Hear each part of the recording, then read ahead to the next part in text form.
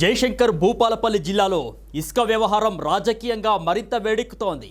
అక్రమ ఇసుక రవాణాపై బీఆర్ఎస్ నేతలు అధికారులపై తీవ్ర ఆరోపణలు చేస్తూ ఇటీవలే కలెక్టర్కు ఫిర్యాదు చేస్తే కాంగ్రెస్ దళిత విభాగం నేతలు అదే స్థాయిలో ఎదురుదాడికి దిగుతున్నారు.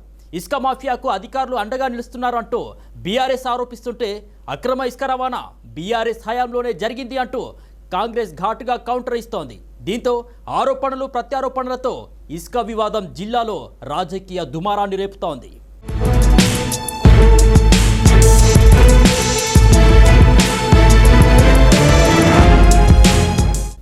జయశంకర్ భూపాలపల్లి జిల్లాలో ఇసుక రాజకీయాలు మరోసారి హాట్ టాపిక్గా మారాయి. ఇటీవల టేకుమట్ల మండలంలోని మానేరు వాగులో అక్రమ ఇసుక రవాణా జరుగుతుందని ఆరోపిస్తూ మాజీ ఎమ్మెల్యే గండ్ర వెంకట్రమణారెడ్డి స్వయంగా ఆపినటువంటి లారీల్ని అధికారులు వదిలివేశారని తీవ్ర అభ్యంతరాన్ని వ్యక్తం చేస్తున్నారు బీఆర్ఎస్ నాయకులు.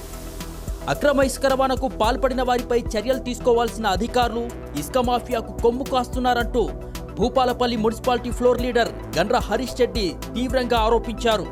ప్రజా సంపదను దోచుకునే వారిని కాపాడుతున్న అధికారులపై సమగ్ర విచారణ జరిపి కఠిన చర్యలు తీసుకోవాలంటూ డిమాండ్ చేశారు. ఇక ఇదే అంశంపై టేకుమట్ల మండల బీఆర్ఎస్ నాయకులు జిల్లా కలెక్టర్ను కలిసి వినతి పత్రాన్ని అందించారు. మానేరు వాగులో అక్రమ ఇసుక రవాణాను అరికట్టడంతో పాటు చలివాగు బ్రిడ్జి నిర్మాణంలో నాసిరకం పనులపై కూడా విచారణ జరిపించాలని కోరారు. అధికారుల తీరుపై కూడా తీవ్ర స్థాయిలో విరుచుకుపడ్డారు గండ్ర హరీష్ రెడ్డి. టేకుమట్ల మండలంలో గూండాయిజం పాలన నడుస్తున్నట్టు ధ్వజమెత్తారు.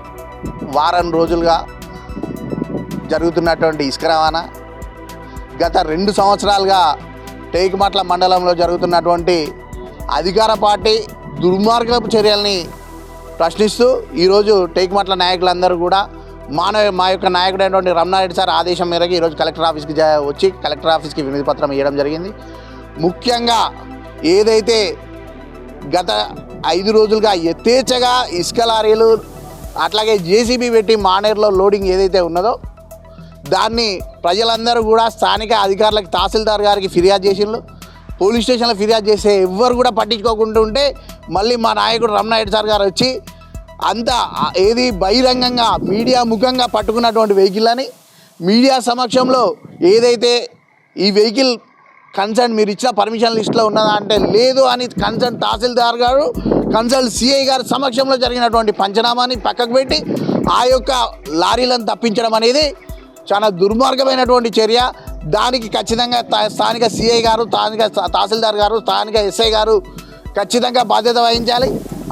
మా యొక్క నాయకులందరూ కూడా మరొకసారి ప్రశ్నించారు, ఏవి ఈ వెహికల్ ఏవి అని తెల్లారి అడిగితే మాకెవరు ఫిర్యాదు ఇవ్వలేదని తహసీల్దార్ గారు, సిఐ గారు కేసు పెట్టలేదు, ఎందుకు పెట్టలేదు అని ఇటు తహసీల్దార్ గారు ఇటు తహసీల్దారు ఇటు సిఐ ఇద్దరు కూడా పలుకొని డ్రామాలు ఆడినటువంటి చర్య చూస్తే భూపాలపల్లి జిల్లా మొత్తం సిగ్గుపడుతూ ఉన్నది ఆ యొక్క అధికారులను చూసి.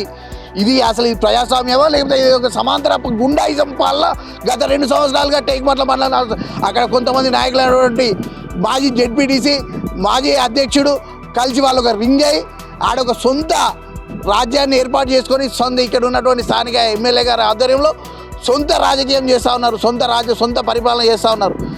ఇవన్నిటి కూడా గుర్తుపెట్టి ఈరోజు ఇక తప్పదు, వీళ్ళకి ఎప్పటికైనా బుద్ధి రావాలని ఈరోజు కన్సర్న్ కలెక్టర్ గారికి ఫిర్యాదు చేయడం జరిగింది.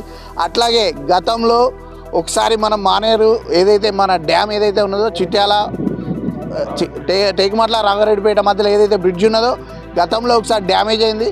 ఈరోజు కొత్త బ్రిడ్జ్ నిర్మించుకున్నాము. దానికి పిల్లర్లు కూడా చుట్టూ రివర్ట్ వేసేటువంటి క్రమంలో హార్డ్ గ్రానైట్ వేయాల్సిన కాడ స్థానికంగా దొరికేటువంటి మురం రాళ్ళని తీసుకొచ్చి పోసేటువంటి దుర్మార్గమైనటువంటి చర్య ఈరోజు అక్కడ జరుగుతూ ఉన్నది.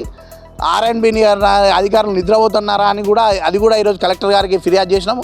ఎందుకంటే గతంలో డ్యామేజ్ అయినటువంటి ఏదైతే పిల్లర్ దానికి సంబంధించిన స్టీల్ని కూడా స్థానిక కన్సర్న్ కాంట్రాక్టర్ గారు అమ్ముకున్నారు. వారి మీద తక్షణమే చర్యలు తీసుకోవాలి. ఏదైతే దొంగతనం చేసిన స్టీల్ని రికవరీ చేయాలి. ఏదైతే స్ట్రాంగ్ కనుక వేయకపోతే అధికారిని బ్లాక్ లిస్ట్ పెట్టి అతని బిల్ ఆపి కన్సర్న్ మళ్ళీ ఒక కొత్త కాంట్రాక్టర్ని పిలవాలని ఈ సందర్భంగా కలెక్టర్ గారికి ఫిర్యాదు చేయడం జరిగింది. ఏదైనా మరీ చెప్తా ఉన్నాం, టేకుమట్ల అనేది ఉద్యమాల గడ్డ, ఎంతోమంది పోరాటాలకు ఊపిరి పోసినటువంటి ఏరియా అది. ఏది దూరంగా ఉన్నది, జిల్లాకు హెడ్ క్వార్టర్కి దూరంగా ఉన్నది ఏమీ లేదు. అక్కడ ప్రజలు ఎట్లా అయితే ప్రజా పోరాటాలు నిర్మించినటువంటి చరిత్ర ఉన్నది. మీరు కనుక మారకుంటే, మీలో కనుక మార్పు రాకుంటే ఖచ్చితంగా ప్రజా ఉద్యమాలు మా గణ వెంకటరమణ సార్ ఆధ్వర్యంలో ప్రజా ఉద్యమాలు నిర్వహిస్తాం. ఇవన్నీ కూడా ప్రజల ముందు ఉంచుతాము. ఇంకా కన్సర్న్ ఇక్కడ కూడా న్యాయం జరగకపోతే కలెక్టర్ ఆ యొక్క స్థానిక ఎవరైతే అధికారులు తప్పు చేసిందో తహసీల్దార్ గారు, సిఐ గారు, ఎస్ఐ గారిని కనుక తక్షణమే చర్యలు తీసుకోకుంటే వెంటనే మేము మళ్ళీ కన్సర్న్ దీనికి ఇంకా పై అథారిటీకి వెళ్తాము. ఎట్టి పరిస్థితుల్లో వదిలిపెట్టేదే లేదు. ఖచ్చితంగా అధికారుల మీద చర్యలు తీసుకునేంతవరకు మేము పోరాడతామని మరొకసారి వారికి హెచ్చరిస్తూ ఉన్నాం.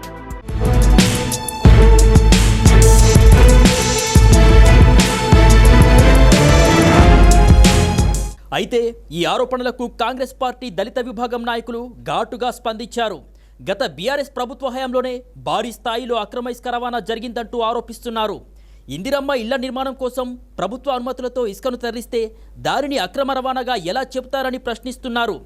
వెంకటేశ్వర స్వామి ఆలయ నిర్మాణానికి మాజీ ఎమ్మెల్యే గండ్ర వెంకటరమణారెడ్డి ఇసుకను ఎక్కడి నుంచి తీసుకొచ్చారో ప్రజలకు చెప్పాలంటూ ప్రశ్నించారు. అంతేకాకుండా గండ్ర హరీష్ రెడ్డిపై కూడా ఫైర్ అయ్యారు. ఇసుక తరలిస్తున్న లారీల్లో మీకు సంబంధించిన లారీలు ఎన్నున్నాయో చెప్పాలని, దీనిపై బహిరంగ చర్చకు సిద్ధమా అంటూ సవాల్ విసిరారు. రౌడీజం చేసిందే బీఆర్ఎస్ అంటూ ఘాటుగా వ్యాఖ్యలు చేశారు. ప్రభుత్వం, కాంగ్రెస్ ప్రభుత్వం ఇందిరమ్మ ఇండ్లు మంజూరు చేస్తే ఇందిరమ్మ ఇండ్లు పేదలు కట్టుకోవడానికి ఇసుక అవసరం కాబట్టి ఇసుకకు ఈ వారం 2 రోజుల నుంచి ఇసుక రవాణా జరిగింది. అది దేనికి? ఇందిరమ్మ ఇండ్ల కొరకు. నీతి అక్రమ రవాణా ఇది.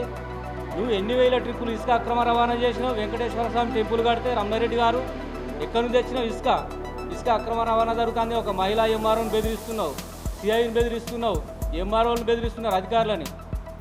హరీష్ రెడ్డి గారు మా ఎమ్మెల్యే మా శాసనసభ్యుడు గండ్ర సత్యనారాయణరావుకు ఎన్ని వందల లారీలు ఉన్నాయి, నీకు ఎన్ని వందల లారీలు ఉన్నాయి?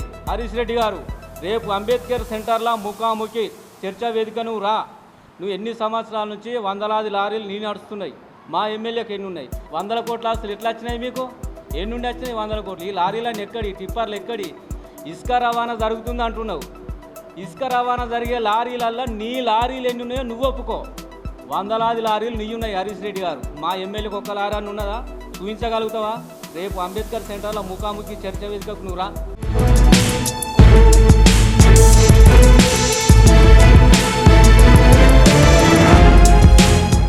ఇలా ఒకవైపు బీఆర్ఎస్, మరోవైపు కాంగ్రెస్ నాయకుల మధ్య మాటల యుద్ధం కొనసాగుతుండటంతో భూపాలపల్లి జిల్లాలో ఇసుక వివాదం రాజకీయ రంగు పులుముతోంది.